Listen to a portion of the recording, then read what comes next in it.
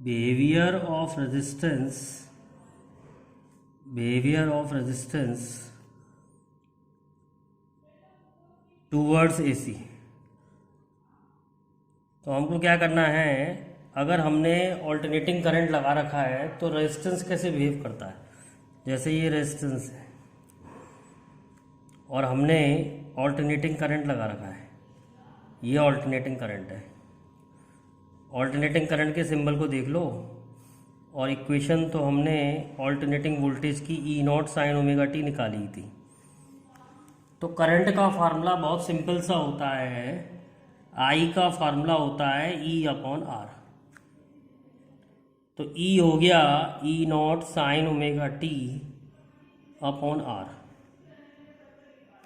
तो I is equal to E naught upon R sine omega T.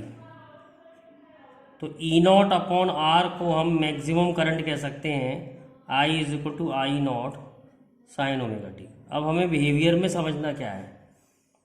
तो ये current की इक्वेशन है, ये वोल्टेज की इक्वेशन है। ध्यान रखें, ये जो साइन के अंदर होता है इसे कहते हैं फेस। फेस है ये। तो करंट का फेस भी ओमेगा टी है और वोल्टेज का फेस भी ओमेगा टी है। तो हम कह सकते हैं there is no phase difference between current and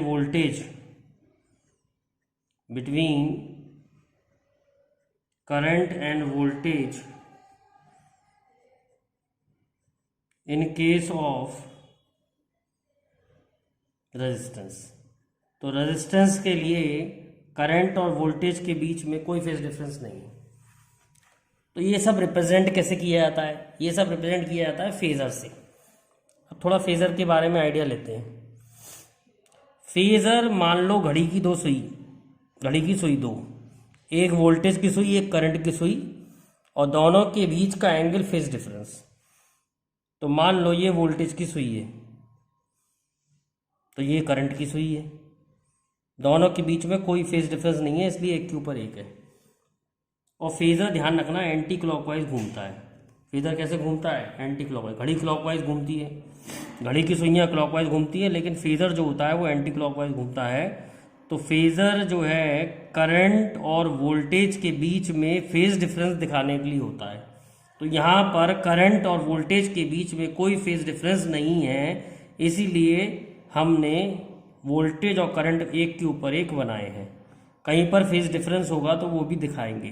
phasor ऐसी क्वांटिटी के लिए बनाया जाता है जो फेज के संग बदल रही है। जैसे करंट यहाँ फेज के संग बदलेगा तो फेजर बनाया है, वोल्टेज यहाँ फेज के संग बदलेगा तो इसका भी फेजर बनाया है। जैसे जैसे और आगे टॉपिक चलता जाएगा समझ में आता जाएगा। Behaviour of inductor towards AC. Inductor कैसे बिहेव करता है एसी में। ये इंडक्टर है और मैंने ऑल्टरनेटिंग वोल्टेज लगा दिया। जो ऑल्टरनेटिंग वोल्टेज है वो है E naught sine omega T. अब ध्यान रखें, इंडक्टर के केस में ऐसा कोई फॉर्मूला नहीं होता जैसे current is equal to E by L, ऐसा कुछ नहीं होता है। तो सबसे पहले हमें ऐसी रिलेशन बतानी पड़ेगी या ऐसी रिलेशन सोचनी पड़ेगी जिसमें इंडक्टर भी आए, वोल्टेज भी आए, करंट भी आए। तो आपको ये इससे पहले वाले चैप्टर में बताया था, ई होता है L D I by D T. तो यहाँ से डी आई जो आ जाएगा वो आ जाएगा ई अपॉन एल डी टी। यानी अगर आपको वोल्टेज मालूम है तो करंट निकाल सकते हैं इन केस ऑफ इंडक्टर। तो D I is equal to E की जगह रख दिया E naught sine omega T upon L D T. तो डी आई का integration I, E naught upon L, sine omega T का इंटीग्रेशन आता है minus cos omega T upon omega. तो ये आ गया आपका minus E naught upon omega L cos omega T. अब कॉस ओमेगा टी को हम साइन ओमेगा टी में कैसे ले जा सकते हैं, minus E naught upon omega L इसको लिख सकते हैं sine of π/2 minus omega T. अब हमने पढ़ा है sine minus theta minus sine theta होता है, यानी अगर इस माइनस साइन को अंदर ले जाना है तो यहाँ पर माइनस थीटा हो जाएगा। तो अगर ये माइनस करूँगा तो ये बन जाएगा E0/ओमेगा L sine of omega T minus π/2। अब अगर ये वोल्टेज है, ये करंट है, तो ये नीचे वाला पार्ट रेजिस्टेंस होना चाहिए। तो I = E0, रेजिस्टेंस को लिख लिया XL sine of omega T minus π/2। तो इंडक्टर के रेजिस्टेंस को XL बताया गया है। XL होता है ओमेगा L, XL का एक नाम होता है इंडक्टिव रिएक्टेंस। अभी आगे भी बताएंगे इंडक्टिव रिएक्टेंस का क्या मतलब होता है। इंडक्टिव रिएक्टेंस एक तरह से resistance of inductor towards alternating current या alternating voltage is called inductive reactance. Inductive reactance को डिफाइन कर लेते हैं और कुछ फेजर वगैरह बना लेते हैं। तो इंडक्टिव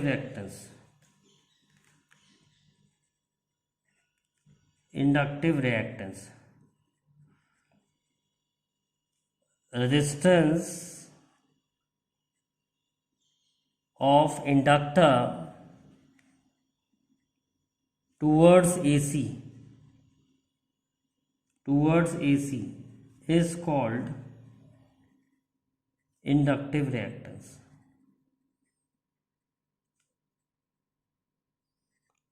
अब इंडक्टिव रिएक्टेंस का एक्सएल का जो फॉर्मूला है वो पढ़ा है ओमेगा एल। तो एक्सएल हो गया 2πfl। तो एक्सएल जो है डायरेक्टली प्रोपोर्शनल है फ्रिक्वेंसी के। एसी की फ्रिक्वेंसी बढ़ाते चले जाओगे, एक्सएल की वैल्यू बढ़ती चली जाएगी। तो ये डायरेक्टली प्रोपोर्शन है। ये भी ग्राफ एग्जाम में आता है, एक्सएल और एफ में क्या रिलेशन है। एक्सएल जो है फ्रिक्वेंसी के डायरेक्टली प्रोपोर्शन है, फ्रिक्वेंसी बढ़ाते जाओगे एक्सएल की वैल्यू बढ़ती जाएगी। अब देखिए ई बराबर था E0 साइन ओमेगा टी और I बराबर आया है E0/XL sine of omega T minus π/2। तो हमने देखा ये फेज है वोल्टेज का और ये फेज है करंट का। तो करंट का फेज वोल्टेज से π/2 कम है। तो इस बात को कैसे लिखते हैं, in inductor current lag voltage by π/2। Current voltage से 90 डिग्री पीछे चल रहा है फेज में। तो कैसे दिखाएंगे, जैसे ये करंट का फेजर दिखा दिया तो वोल्टेज का फेजर यहाँ दिखाएंगे। अब देखिए करंट का जो एंगल है वोल्टेज के एंगल से 90 डिग्री कम है या 90 डिग्री पीछे है करंट, क्योंकि फेजर एंटी क्लॉकवाइज चलता है। किसी बुक में ऐसे भी दिखा रखा होता है कि ये है वोल्टेज, इसका फेस है ओमेगा टी, इसका फेस है तुम्हारा ओमेगा टी। तो करंट का जो फेस है वोल्टेज के फेस से 90 डिग्री कम है। तो ऐसा भी दिखा सकते हैं ओमेगा टी माइनस π/2। करंट का फेस वोल्टेज के फेस से कम है तो करंट 90 डिग्री ऐसे चल रहा है पीछे। अब देखते हैं behaviour of inductor towards DC में कैसा बिहेव करता है। जैसे इंडक्टर लगाओ और संग में डीसी लगा दे, डीसी यानी बैटरी लगी हो, तब हमें क्या करना होता है क्वेश्चनों में। तो हमने देखा है एक्सएल की वैल्यू 2πfl होती है और फॉर डीसी फ्रिक्वेंसी जो होती है वो 0 होती है। तो एक्सएल की वैल्यू 0 आ गई, यानी there is no resistance of inductor for DC, there is no resistance for inductor in case of DC. तो डीसी लगी हो तो एक्सएल की वैल्यू 0 है, तो हम उसे वायर की तरह रिप्लेस कर देंगे। Inductor can be replace by a wire, inductor can be replace by a wire, तो रिप्लेस बाय अ वायर। अगर डीसी लगी हो और इंडक्टर लगा हो तो हम इंडक्टर की जगह वायर लगा के प्रॉब्लम को सॉल्व कर सकते हैं। तो for DC inductor just behaves like a wire. For DC inductor behave just like a wire. अब हम बनाएंगे ग्राफ बना के देखेंगे इंडक्टर में करंट और वोल्टेज का ग्राफ कैसा आता है। जैसे E बराबर है E naught sine omega T और I बराबर है I naught sine of omega T minus π/2। तो सबसे पहले हम वोल्टेज का बनाते हैं। तो वोल्टेज एक साइन कर्व है, साइन कर्व है, ये वोल्टेज का ग्राफ है, ये साइन कर्व है। 0, T/4, T/2, 3T/4 और T। तो ये वोल्टेज का ग्राफ है। Suppose if I put T is equal to 0, तो I की वैल्यू जो आएगी वो आएगी I naught sine of minus π/2, I is equal to minus I naught. तो करंट की वैल्यू है I is equal to minus I naught, यानी कि नेगेटिव से स्टार्ट होगा करंट, माइनस आई नॉट। फिर ये भी एक कर्व बनेगा साइन कर्व जैसा, वैसे से माइनस कॉस कर्व कहेंगे, शेप साइन कर्व जैसी होगी। तो करंट की वैल्यू ये आ रही है। तो हमने देखा करंट 90 डिग्री लैग कर रहा है, देखना 90 डिग्री लैग कर रहा है तो नीचे से चालू होगा। ऐसी ट्रिक भी याद कर सकते हैं, ये करंट की वैल्यूज हैं। अगर चाहो तो इस इक्वेशन में टाइम की वैल्यू रख के करंट की वैल्यू निकाल भी सकते हो। जैसे फॉर एग्जाम्पल T/4 पे निकाल के दिखाऊं, I is equal to I naught sine of omega की जगह 2π/T इंटू T/4 माइनस π/2। तो ये आ रहा है I is equal to I naught sine of 0। तो 0 वैल्यू आ रही है T/4 पे। ऐसे आप हर एक वैल्यू निकाल करके प्लॉट कर सकते हैं, आएगा ऐसे ही कर्व, साइन कर्व ही आएगा। अब देखते हैं behaviour of capacitor towards AC। AC capacitor में कैसे बिहेव करता है। तो ये एक कैपेसिटर लगा हुआ है और संग में लगा हुआ ऑल्टरनेटिंग वोल्टेज। तो सबसे पहले तो हमें करंट और वोल्टेज की इक्वेशन निकालनी होती है। करंट और वोल्टेज आपस में कैसे रिलेटेड है। तो हमने कैपेसिटर के लिए पढ़ा है Q is equal to CV, तो I is equal to dQ/dt, तो C dV/dt। तो I is equal to C d/dt, जो वोल्टेज हैं वो है E naught sine omega t. AC voltage है E naught sine omega T, तो E naught sine omega T.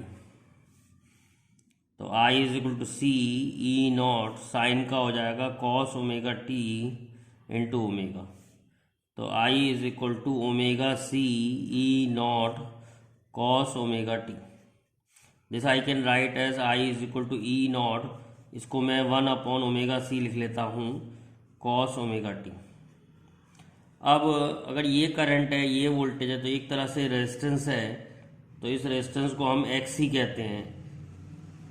तो I is equal to E naught upon XC cos omega T.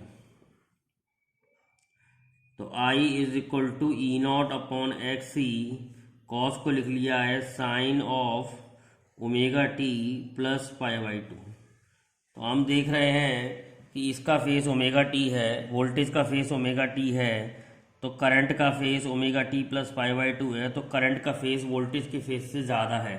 तो हम कह सकते हैं current lead voltage by pi by to in case of capacitor. Capacitor में current voltage से 90 degree आगे चल रहा है। इसको हम फेज डायग्राम में भी दिखाएंगे।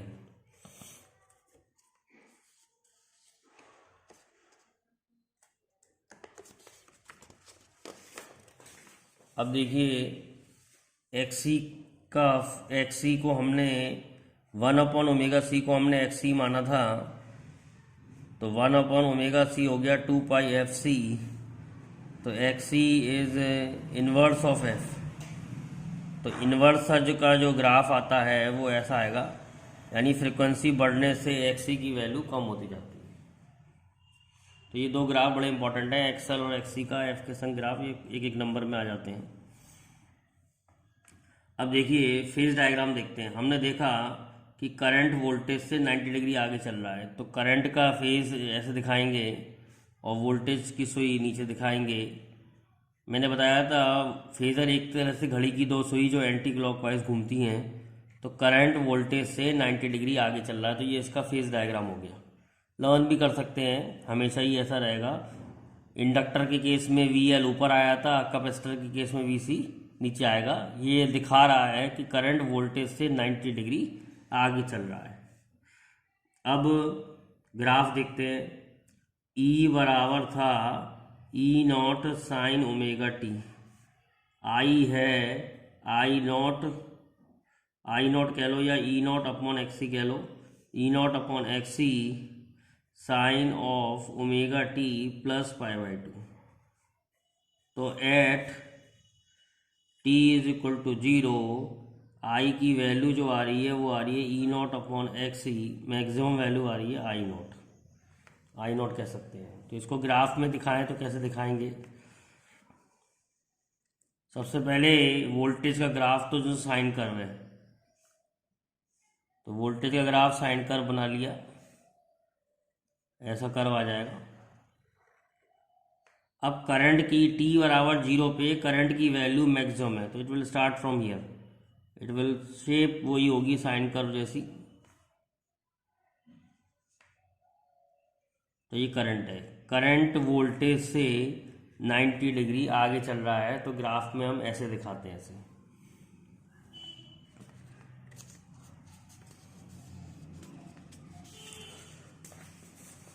अब देखिए behaviour of capacitor towards DC.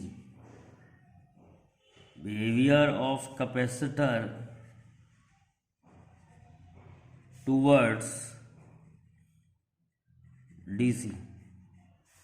तो हमने देखा XC की वैल्यू थी 1/2πfc।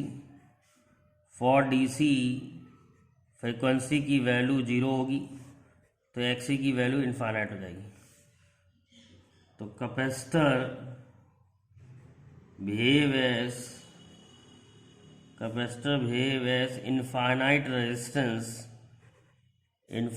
Resistance for DC. To solve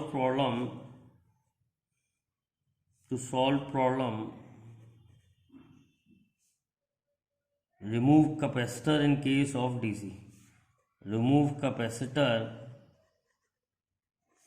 in case of DC. DC लगी हो और कैपेसिटर लगा हो, तो आप कैपेसिटर को रिमूव करके प्रॉब्लम को सॉल्व कर सकते हैं।